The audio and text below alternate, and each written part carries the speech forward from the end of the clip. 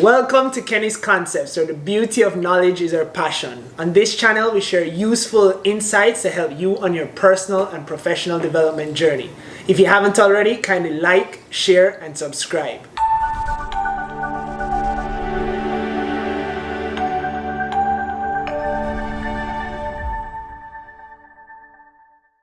So we're continuing our Millennial Series, and I'm here joined by my friend Chris Miller, entrepreneur, Stephen Price, comedian and entrepreneur, and we're continuing this discussion around millennials and our place as it relates to success and imparting that knowledge. And a big thing that often comes up is millennials and finance. Where are we at as it compares to our generations before us, generations that will come after us? A lot of people say that we aren't that well off. We're straddled with big student loans. We're struggling to buy homes, all of these things, right? So we're going to speak about millennials and finance specifically and get some perspectives and insights to help us in this avenue of life and see how best we can create a better path for ourselves as it relates to finance. So let's start with Chris and hear what he has to say. Thanks, Paul. I think this is something that's extremely vital for every millennial, but not only millennials, also the Gen Xers, so to speak, and the Gen Zers. Thank you. For that, Leo. It's extremely important for everybody. But I think one of the key things to take stock of as a millennial myself is the perspective of the older generation. Let's think about that first for a point in time, right? Like, their perspective is contained. It's in my point of view. It is what it is. I think millennials can look at the different perspectives of their, aunts, uncles, older generation, and they can take what it is, that they can from it. But also understand that we have expenses that, our uncles, aunts, mom, dad, etc. didn't have to deal with. Back in the day, credit cards weren't as pervasive, cell phones weren't as pervasive, Netflix wasn't as pervasive. Amazon. All of these things that I've mentioned are utilities, to millennials. So one thing I would just say to everybody is just to take stock of that. To begin with. The other thing is you have to try very hard to break that chain of thinking to what we're used to, right? Today everybody's used to over leveraging themselves, living above their means, right? Back in the day there wasn't such a thing. People weren't afforded such a right to live above their means. They had to save. They had to think about how every dollar they made, how that impacted their ability to spend in the future.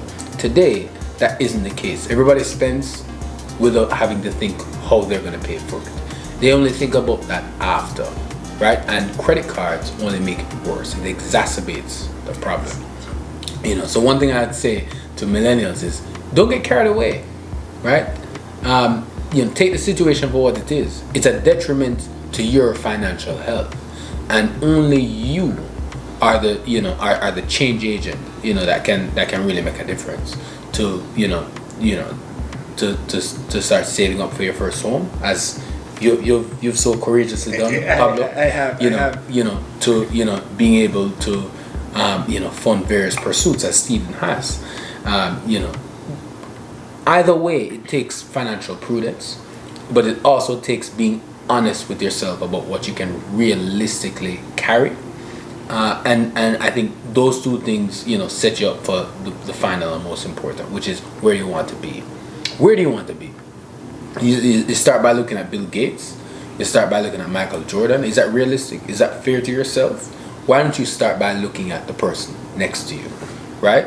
And questioning them, right? Looking at their perspective, taking what you can from them, right? Learning from that and starting from there. I think oftentimes we go out of our way to apply situations that frankly don't have anything to do with us, but they make it seem as if it's the world. And I think that sets us up for failure. So if anything, if you've been able to take anything that I've been saying is, take it easy on yourself, right? At the end of the day, you have to act And you have to put your mindset in a position that enables you to act in the quickest possible way, you know, in any situation. It's better for you to act now and have that action be imperfect than act, you know, minutes, hours, days, weeks later and have that action be more perfect, right? So I think that's one thing that I would definitely say to, you know, to you guys and to the broader community as well. So we recently did a video, Success Foundations, which spoke to a fool and their money shall soon part ways, right? And that's an important concept that we have to realize and acknowledge, right? We have to be prudent as it relates to money and our finances. And Chris touched on some amazing points as it related to not over leveraging yourself, staying within your means, as well as planning towards your future and making actionable steps within your own life situation to achieve what you want as it relates to finance. So with that, let's kick it to Steven and hear what he has to say. So on the topic of finance, what I would say, I have two points that I want to make. One is, as a lot of people, one second. You're right there? I'm good now. All right. Have a drink. No, I'm good. Make sure No, I'm good. No, I'm good. All right. A lot of people, they underestimate the amount of money they can save. I was one of these people. Previous to like when I just started working in, like, you know, before I started doing comedy and all of that stuff, I didn't save any money. You know, it wasn't a part of my whole thing. I'm just like, yeah, I'll figure it out later. You know, and that's the idea that we tend to have. You know, we'll figure it out later. But what I started to do was definitely put away money.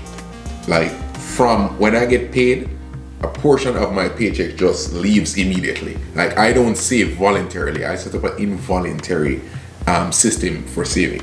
And that helps me a lot because what that does is once I get paid, the money comes out and then now I'm forced to live within the amount of money that I have in my account. So that is one thing. You know, for me, now if a lot of people are different, right? So for me, I know what works for me. I know that if the money is in my account, I'm going to spend it. If you're not that type of person, if you have that fantastic discipline, then by all means, you know, you do the saving that works for you. But for the people who have less discipline like myself, I have to take that money out first before I see it. So that works for me and that allows me to save fantastically, right? The other step is to also not just only think about, when you think about whatever it is that you want to do, if you want to go on a trip, if you want to buy something, if you want to, you know, invest or whatever the thing is, don't only think about saving, but think about other endeavors that can allow you to generate money. Right? So there's two facets. There's a facet of retaining money and then there's a facet of generating more money.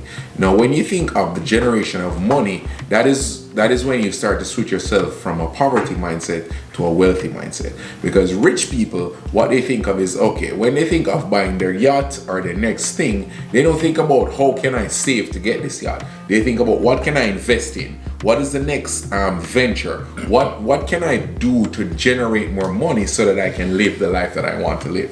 So when you're thinking of your finances, I think you think of two things. One, how you can retain money, and the other is how can I generate more money.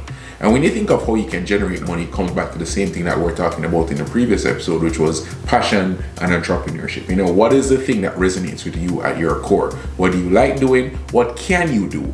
And then you leverage those two to see what is it that you can do to make money for yourself.